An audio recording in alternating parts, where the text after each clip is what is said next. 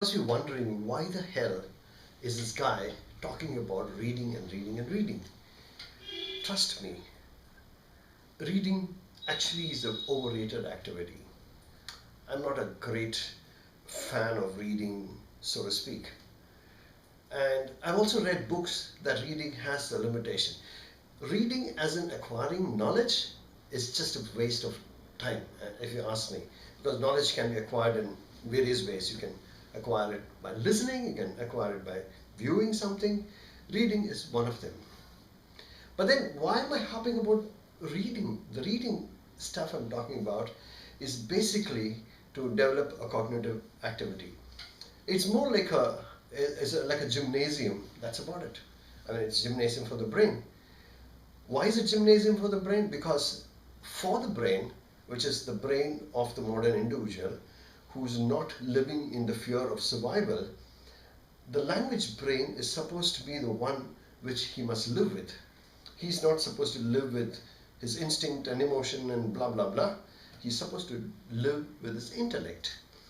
Now that's a prefrontal cortex. Now if you're going to live with intellect, you have to be wired to handle intellect.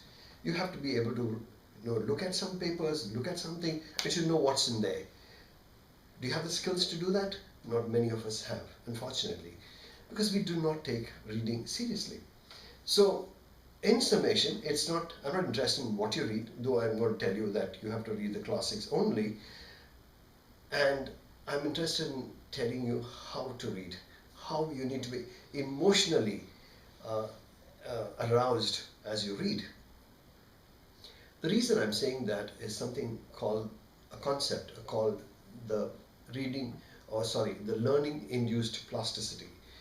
I wonder if you heard of this concept called brain plasticity or the neuroplasticity. It means our brain has got this ability to change at any point in time. But the brain is not metal that it cannot change, neither is it a clay that it can change easily. It's of the right texture, which means with a certain amount of consistency you can change the brain.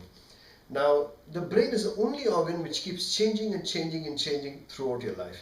Every other organ kind of deteriorates, but brain doesn't. Now that's a danger. If you as a person, if you're exposed to a lot of retardation, when I say retardation, and I mean that if you're exposed to a lot of low challenging tasks for the brain, you are in trouble, my friend, because your brain is going to consider the low challenge as high challenge and wire according to it. That's bad news. So what are you supposed to do? You're supposed to give high challenging task to the brain on a consistent level, underlying consistency. On a consistent level you're supposed to give it.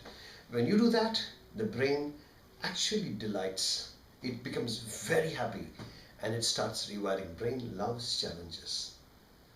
You have to rewire yourself, and that is why I say reading is important. Bye-bye.